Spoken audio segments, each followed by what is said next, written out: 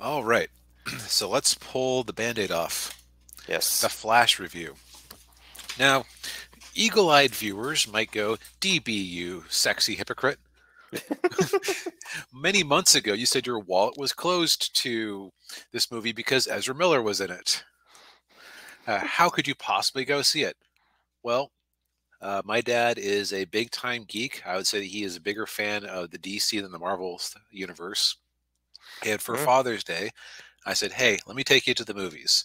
And he's like, "Okay, well, is Flash out?" He just said automatically, like, "Yeah, it came out this weekend. Great, let's go." So I bought him. So I ended up buying two tickets to this because it was part of the gift was to treat him. Okay. Um, now we're going to talk about this in a minute. This movie was a huge bomb, Yeah. like very huge bomb. But interestingly enough, on Sunday in the one theater we tried to go to, or I tried to get tickets for first, it was like there were no two adjoining seats available at noon on a Sunday. Hmm. Like very few solo seats. Meanwhile, the other theater, which was 5 miles the other way, was just like completely open for a showing 10 minutes earlier. So I can't account for that. I don't. Yeah. I almost wonder if there was a group who decided to go. Yeah, probably. Shenga says the Flash was a movie. That's debatable.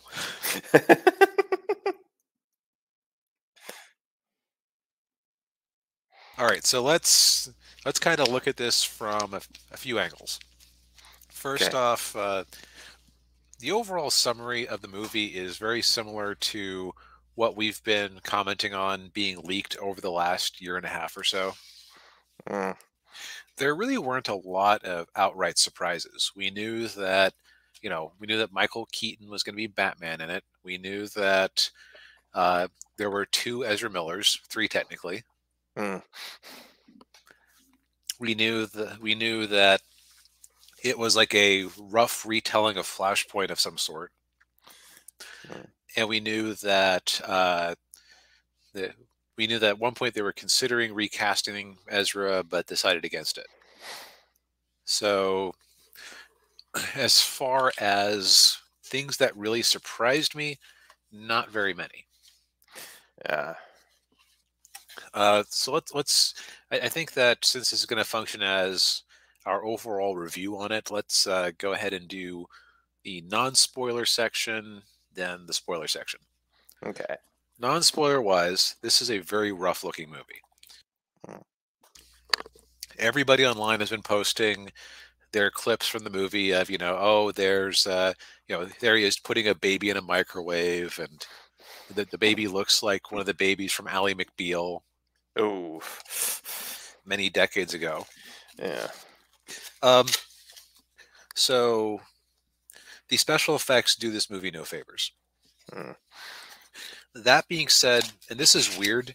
So you know how when you watch an old movie, you might start noticing like the strings holding up the bats or whatever, but then after a certain amount of time, your brain just starts deleting those because it's not, it's like not useful information anymore.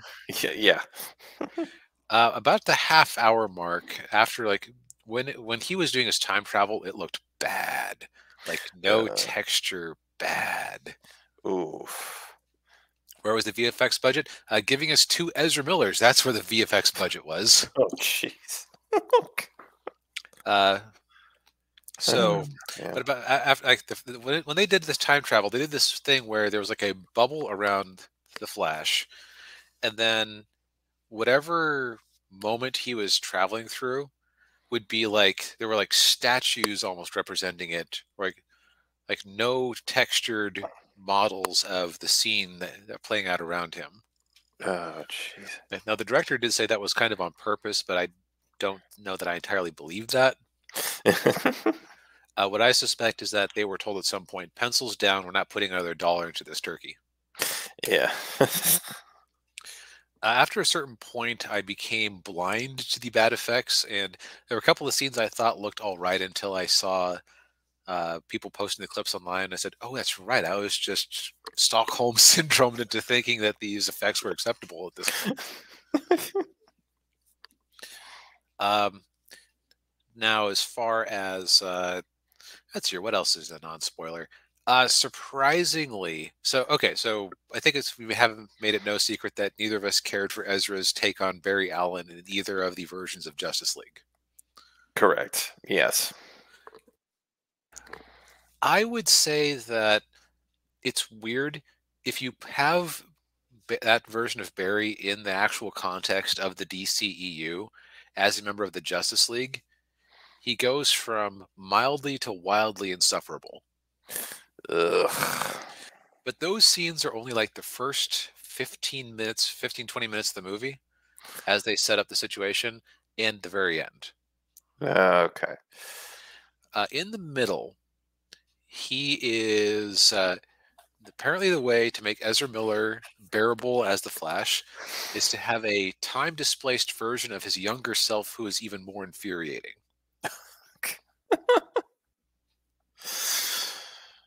Oh boy. Young Barry or other Barry is well, we've criticized the humor in both Justice League cuts before, Hmm. like where they try it's like somebody's bad idea of what a Marvel character is supposed to be. Yeah. Yeah. That's ramped up to 11 for past Barry. Uh, Now I will say that that Ezra actually does a good job in the middle of the movie, more or less playing regular Barry. mm, So it's like as soon as he has somebody more goofy to play off of, he seriouses up and is actually a character. yeah. Okay. So that's what makes the movie tolerable. Okay. In fact, enjoyable at places. Oh, Because this is not the cinematic abortion that I was necessarily expecting it to be. okay. Uh, Now, as far as non-spoiler thoughts, Michael Keaton, it is nice to see him as Batman again. There's some weirdness there. The movie also doesn't really end necessarily. Or like it ends, but it's like, what was that? It was clearly meant to be a setup for future things, and the fact that we aren't getting future things means that's kind of a pointless movie, unfortunately. Yeah. Which, They yeah. they do an all right job giving it some sense of conclusion because Mm, it does resolve the issue of. It's based on the more recent Jeff Johns, Ethan Van Sciver take, where Barry is trying to. Barry's father was arrested for killing his mother, and he's trying to prove his innocence. okay. And there is a resolution to that, at least. Now, people have pointed out that the resolution wouldn't work because the evidence would be inadmissible. But hey, you just watch a superhero movie where a guy got sad and ran too fast and realized he could break the time barrier. Yeah. What do you expect? Yeah. Yeah. Now, would I recommend you go out and buy tickets to this? Not really. I think waiting for it to show up on Max or home theaters makes sense. The lack of huge screen might help with the special effects issues, Uh, but I was surprised at how much I enjoyed this. Like, I came out of the theater happier than when I saw Batman v Superman or the or even the Dark Knight. Now, the mm, Dark Knight, I had this weird. What I'll occasionally get into this mode where how to put it when bad things are happening on screen and suddenly they go well, you're supposed to feel a sense of relief. Sometimes I will get into this mode where I will instead have this feeling of okay, you just cheated. yeah. Like, you just spent the whole movie showing how awful everybody is. You expect me to believe that those prisoners wouldn't blow up the gondola full of good people to save their own skins? Sure, sure, man, sure. Jeez. You, right, like and that's like uh, that again. That's a feeling I have, not a critique. Yeah. Yeah. So, but I came out of this movie reasonably happy, partially because here are expectations for a normal movie, expectations I came into watching The Flash, and I had no hope for this movie. Yeah. I'll also say Michael Keaton as Batman did a good job. He was better than the trailers made it look. Okay. And as much as certain elements of YouTube complained ad nauseum about that version of Supergirl played by what's her name, uh, Oh, yeah. she she was actually pretty good. No, okay. Like if they recast her as the Supergirl in the James Gunn Supergirl movie, I think you could do a lot worse. Might actually fit the sort of if they really are adapting Tom King's Supergirl comic, the knockoff. What was that Western movie that they ripped off for that one? Oh, Like, which one? The oh, it was the one where John Wayne is like the old mercenary and the little girl hires him. True Grit. True Grit. He basically ripped off True Grit and put Supergirl in it. Oh, okay. So I could actually see her fitting that better than the normal blonde-haired, blue-eyed, perky-looking Kara Zor-El. Okay. Um, but yeah, go in, be a DC fan, be happy that you're getting to see certain things on the screen that you will never get to see again, after especially after this movie bombed. It just like, okay, well, that was an experience. Now everybody's calling this the end of the Snyderverse. They're forgetting that Aquaman 2 still has to come out, though this is apparently Aquaman 2 chronologically is before this movie, so I Okay. guess chronologically speaking, this is the last of them. Well, you also got Blue Beetle coming out too. Everybody forgets that one. Yeah. I think it's because honestly, Blue Beetle could actually work as part of Guns' universe. Okay. So it would not surprise me if the movie does even all right. It wouldn't surprise me if they incorporate that. Yeah. All right, now on to the Flash spoilers. If you don't want to get spoiled on the Flash, 5, 4, 3, 2, 1. So the storyline is basically that Barry Allen, he's working with the Justice League. He's leveled up a bit. They borrowed a thing from the '90s comics where he has to eat all the time. Like he has like a super high metabolism, so he actually has like a little watch that tracks his like calorie and blood sugar levels. Okay. So he has to like eat constantly. They they have a funny bit at the start with him having to deal with a super slow barista as he's desperately trying to get enough calories to save the day. That was like the one bit of Barry humor that actually really worked, in my opinion. Okay.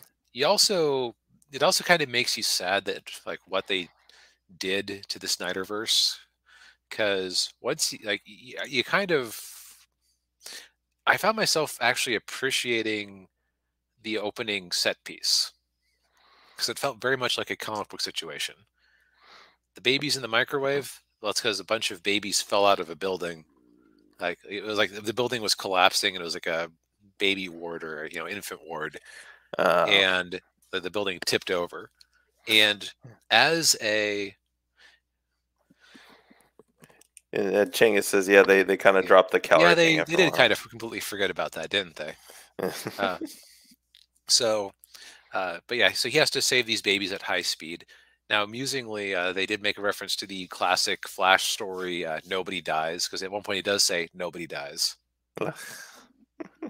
Um, by the way, Mark Waid did not get a thank you for this one. He was actually very upset about that because they had concepts there like the Speed Force and like a few other things he had introduced, Yeah, and neither did Ethan Van Sciver. which is He, funny.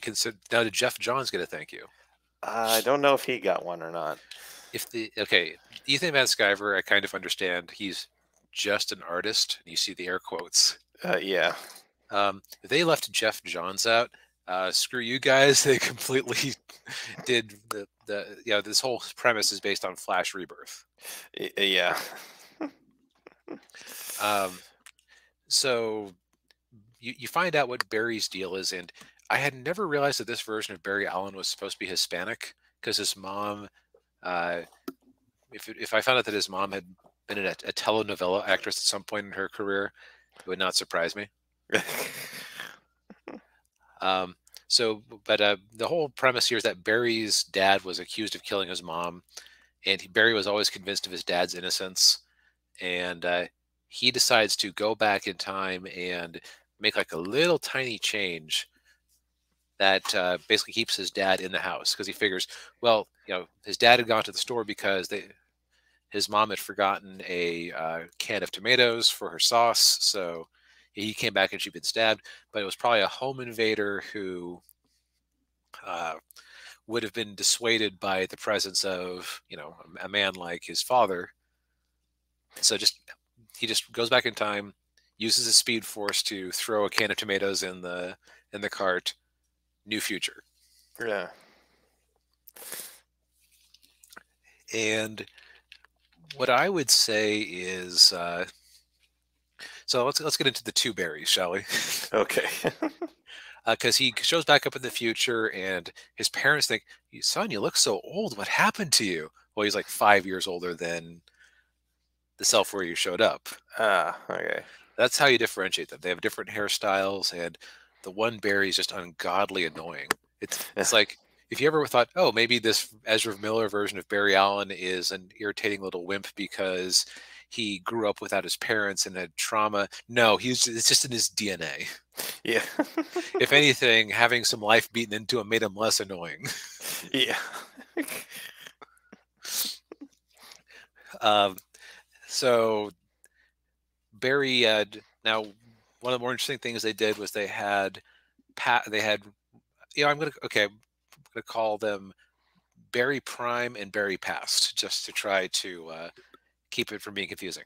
Okay. Barry Prime realizes that it's the night that he got his superpowers, and so he takes Barry Past to the lab where the lightning struck and he got his powers. In the course of things, they're both doused in the chemicals, and Barry Prime loses his tooth, and they super glue it back in, which seems weird. Yeah. Yeah, because it's a setup for the best gag ever at the end. Oh. Um, but lightning hits them both, douses them both in chemicals, but this causes Barry Prime to lose his powers. So you have Barry Past has to be the one to beat the Flash in the interim. Okay. And he realizes that, oh crap, this is the day where Zod shows up from Man of Steel. That's right. This movie is so heavily invested in the DCEU that that Zod manages this version of Zod manages to be the villain for a third movie if you count Doomsday. Oh, jeez. And so Barry's like, okay, well, Superman, a lot of people died last time around. Hey, if we can get the Justice League together in advance, nobody has to die. And in the course of researching this, he finds out that, well, Batman retired years ago. There's the only Wonder Woman they find is this Vegas magician. They call Arthur Curry's lighthouse, and there's his dad, played by Django Fett himself. Yeah. Who never never met the Queen of Atlantis, never had a kid. Okay. And there is no Clark Kent. Okay. So he realizes that he's changed everything. It's not just like there's this concept in physics these days where it's like retro causality, where supposedly things in the future can affect the past. I tend to chalk up a lot of stuff like that, like the multiverse and quantum physics in the it's confusing, so I don't care about it pile. Yeah. But I had heard that term before. That's how they basically justified that time travel affecting things before it, like basically putting it on another timeline.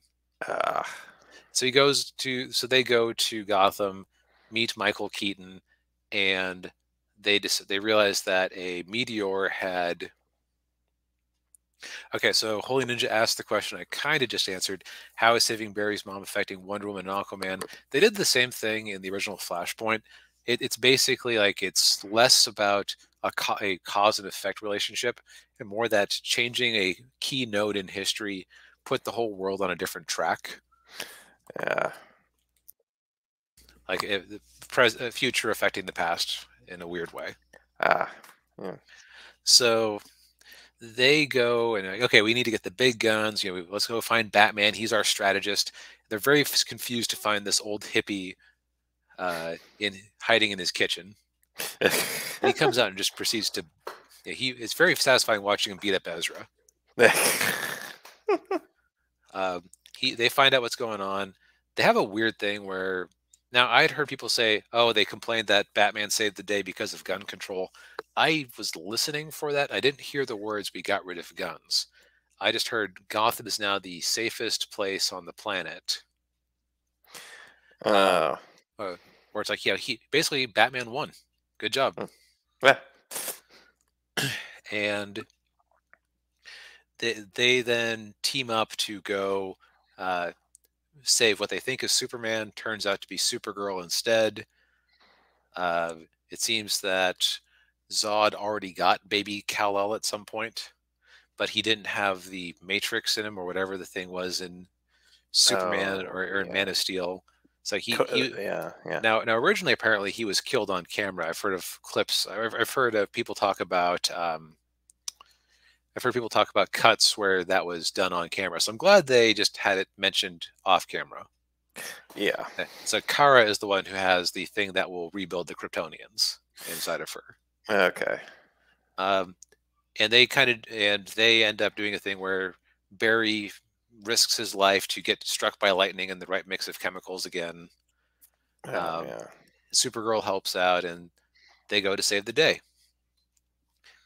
Now, one thing I did not mention before is that it's partially because I went on a bathroom break when this actually happened, so I was told about this. Okay.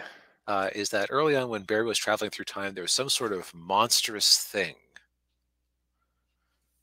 that Hmm. like a demonic looking being who rushed him.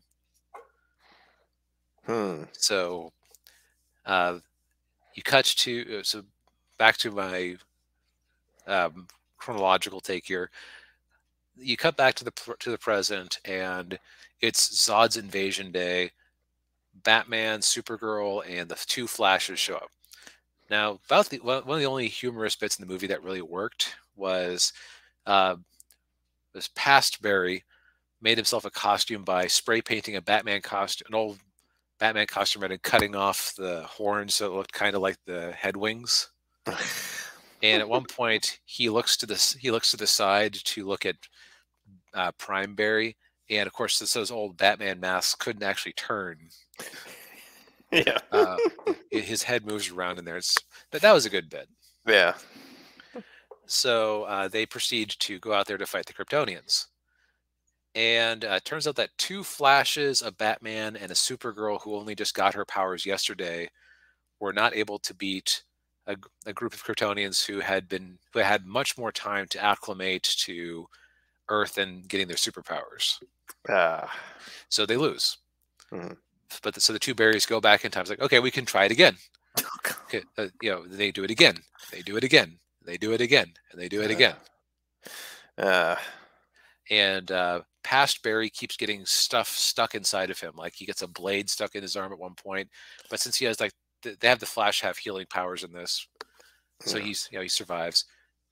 And so you find out that monster that tried to attack them early on was actually a version of past Barry who had been trying over and over and over and over and over again. And that's where Chang is pointing out that they dropped the whole calorie thing. I guess he occasionally assumed that okay, I'm going to go and eat an entire Golden Corral's worth of food and then back to the attempt.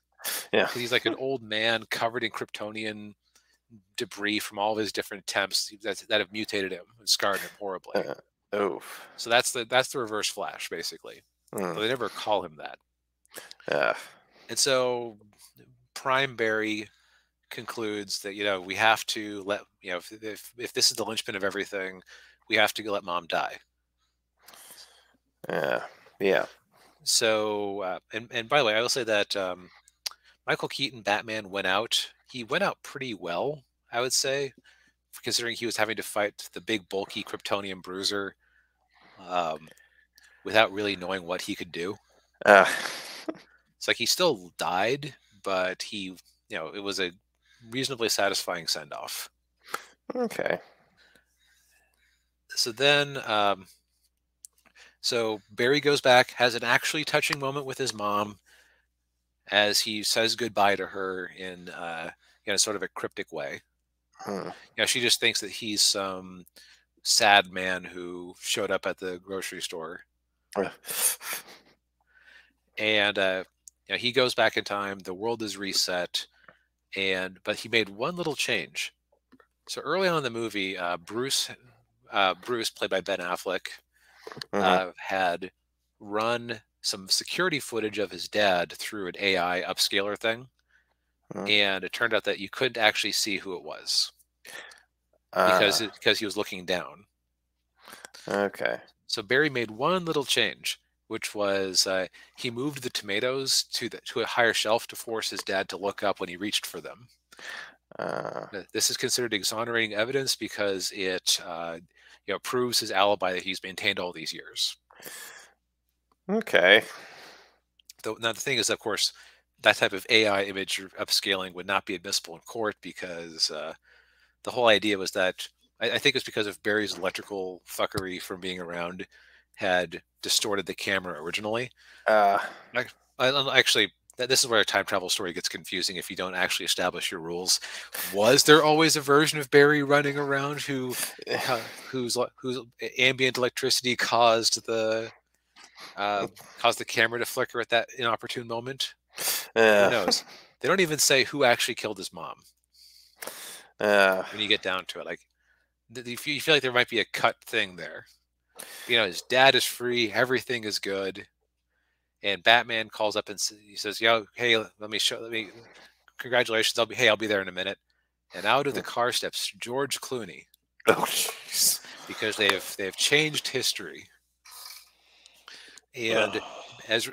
and Barry's like, "Wait, what?" At that exact moment, the tooth that he had knocked out during the power up scene early on chooses that exact moment for the super glue to disengage and to fall out. Oh, jeez. And that's where the movie proper ends. Oh, jeez. There's then a completely useless scene with Barry and Aquaman where Aquaman is sloppy drunk and for reasons. Uh, And apparently, this originally culminated in like Henry Cavill and Ben Affleck, showing up and saying, "Barry, you changed everything. You're in the wrong universe. We need your help," or something along those lines. Just something to like right. justify his existence. Right. Yeah. But since that would be a promissory note for a movie they're not making anymore, it's gone. Ugh. So it's a movie that leads nowhere. Yeah. So Okay. the strong points are the Barry character stuff, getting to see Michael Keaton again, and it was even kind of nice to see Ben Affleck and Gal Gadot again. Hmm. You've heard people complain about the lasso of truth jokes. Yeah, they were not fun. Yeah. Yeah. So Chang Chang is is it? 0 out of 10. He didn't have his Batman credit card. Yeah. He made the mistake of leaving home without it. Yes. Yeah. So having done a run through of the story, haha, Flash. Oh, I forgot something. So when they realized that they needed to let Mom die because I left out that the universe was falling apart. That's because, technically speaking, this could have been completely cut because it's a big enough consequence to have, well, we saved Mom, but then the Kryptonians destroyed the Earth. Mm, But they had to have their universe member berries. So yes. they look out as they're time traveling and they see all these universes, which are represented by big spheres, which are easy to animate, Yeah. smashing into each other. And you see little bits of different universes, like George Reeves Superman, Christopher Reeves Superman with the matching Oh. Supergirl, Oh yeah. Her. a Yeah. version of Jay Garrick Flash, Uh, Adam West Batman, what? and they had like a brief moment of him. Oh God. And I think it was existing footage that they just had on the sphere. Okay. Um, Huh. And then the weirdest thing of all is they had a Nicolas Cage version of Superman with long flowing hair fighting a giant spider, a la a mishmash of the different versions of the Superman Lives story that they never made into a movie in the 90s. Right. Yes. And I think that that's actually a good place to get into some final thoughts. Yeah. I think that the fact that they included that of all things, it's like the perfect example of fanboy capture. Like they talk in government about regulatory capture, where you make an agency to control a particular sector, but the only Hmm. people who would be competent to run that agency would be people with experience in that sector who are of course biased in favor of said sector. Yeah. When I say fanboy capture, I mean who the hell besides people like me and you and possibly our current audience would know the story about Nicolas Cage Superman and the giant spider? Probably not that many. No. Like this movie heavily fails the would mom have a lot of questions if we had taken her to the movie with us test. Oh yeah, yeah. Especially with my mom. Yeah. Yeah, like you just listening to it, this sounds kind of convoluted and you kind of just have to accept certain things to keep watching. Yeah. So uh, this isn't the last DCEU movie to show. If it's the chronologically the last one, you know what? The whole ride was weird and convoluted and full of executive meddling. So this is a fitting send off for it. We got to see everybody who wasn't Henry Cavill one more time. Hmm. We got to see oh by the way, the special effects, man. The initial Ben Affleck thing, he should have been paced so many times during that whole scene. Oh. Just completely implausible, man. But Uh, as a send off for this universe, and I always find that I hate the DCEU. I think I've been very clear about that from the start that I don't really care for it. yes, yes, you have. Yeah. Um, I'm always the most charitable to it when I think it's stepping out the door for the last time. Well, this is the last time, so I'm inclined to be charitable to it. Yeah. So I had a decent enough time. Again, it's because Okay. I went in with no expectations. I know it's going nowhere. It can't hurt me anymore Yeah. with its interpretation of these characters. Yeah. All right. So it kind of gives you a little bit of sadness because you think, what could have been if they'd had a different Flash, or if they'd, given Ben Affleck his own Batman movie. But honestly, Man of Steel came out in what, 2013, 2014? Yeah, 2013. Yeah. They had 10 years to make this turkey work. We're ready for a fresh start. Yes. Yeah. And Ninja says not as ridiculous nor fun as Sailor Moon when it comes to time travel. And Ezra Moon got to be his own mini moon. Yeah. Yeah. Did I say Ezra Moon? Ezra Miller got to be his own mini moon. Ah.